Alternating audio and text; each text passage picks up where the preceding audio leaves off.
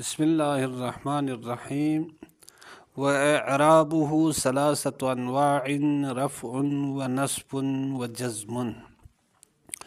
اور فعل مضارع کے اعراب کی تین انواع ہے، تین قسمیں ہیں۔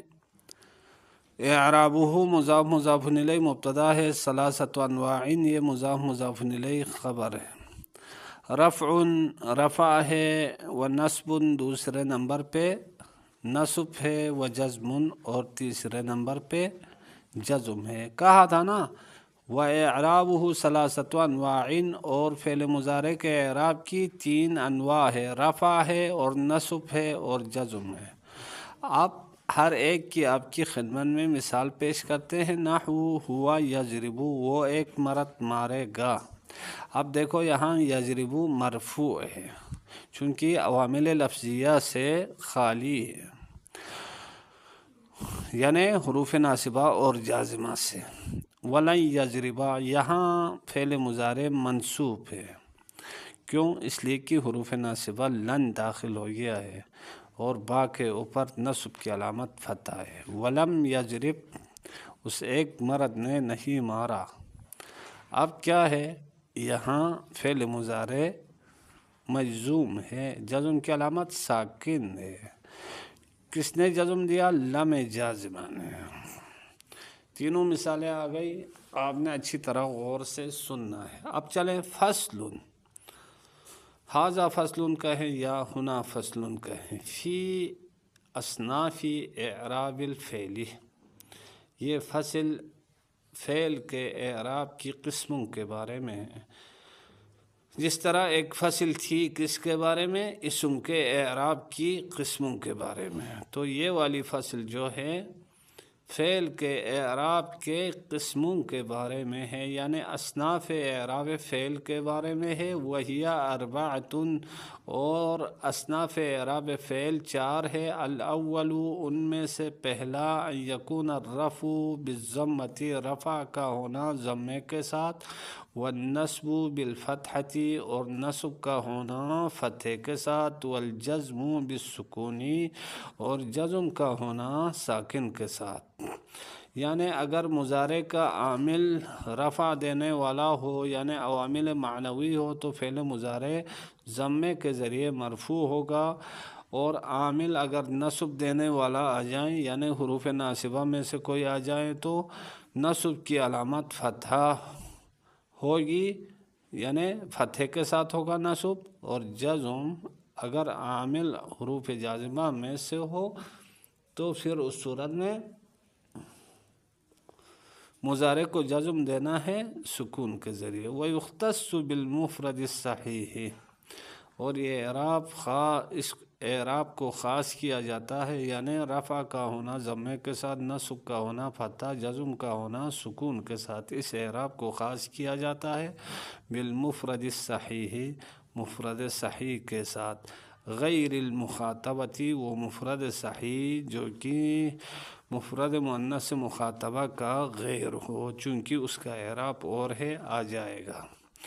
تقول جیسے ہوا یضرب ولن یضرب ولم یضرب، یہ مثال اوپر بھی گزری تھی، میں نے تطبیق کر دیا ہے۔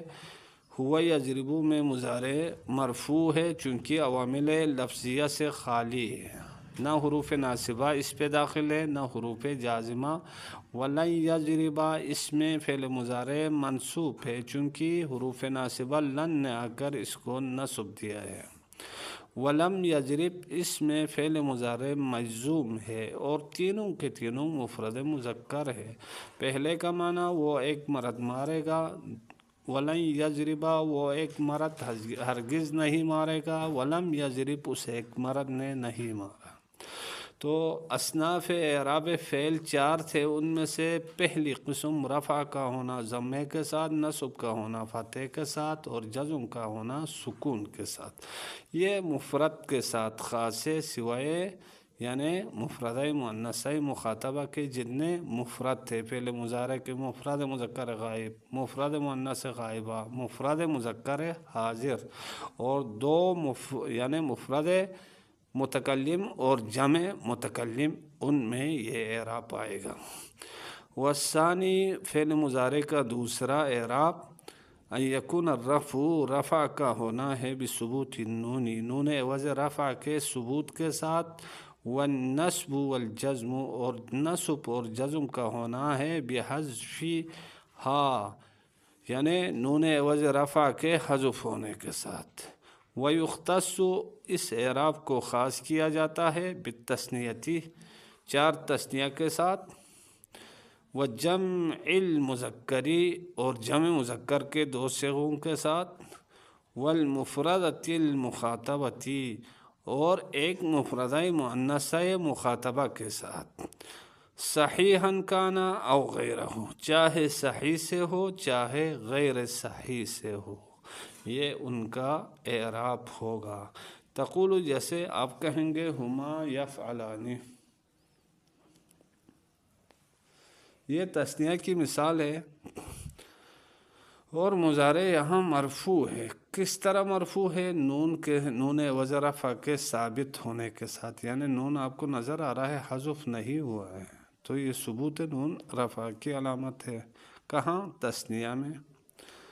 اچھا، ہما یفعلانی، ہما تفعلانی، انتما تفعلانی اور انتما تفعلانی، ٹھیک ہو گیا۔ وہم یفعلون،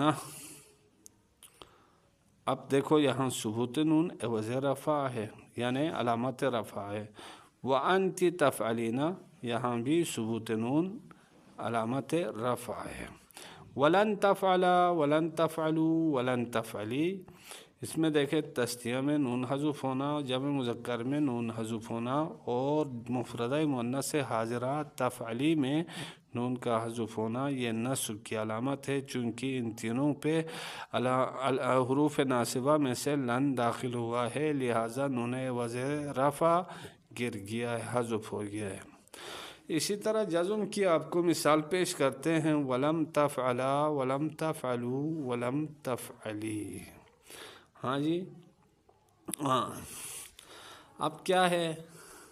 لام جازمہ داخل ہو گیا ہے ان تینوں پہ، یعنی تثنیہ، جمع مذکر اور مفرد مؤنث مخاطبہ پہ، لہٰذا نون عوض رفع کیا ہو گیا؟ حذف ہو گیا ہے، گر گیا ہے، یہ جزم کی علامت ہے۔ آگے فرماتے ہیں والثالث ان یکون الرفع بتقدیر الضمۃ، اور تیسرے نمبر پہ مضارع کا اعراب رفع کا ہونا ضمے کے تقدیر کے ساتھ، اور نصب کا ہونا فتح لفظی کے ساتھ، والجزم بحذف اللام، اور جزم کا ہونا لام الفعل کے حذف کے ساتھ، اور یہ اعراب خاص ہے ناقص واوی اور یائی کے ساتھ۔ انشاءاللہ یہ آپ کی خدمت میں کل عرض کریں گے یہاں سے۔ والسلام علیکم ورحمۃ اللہ۔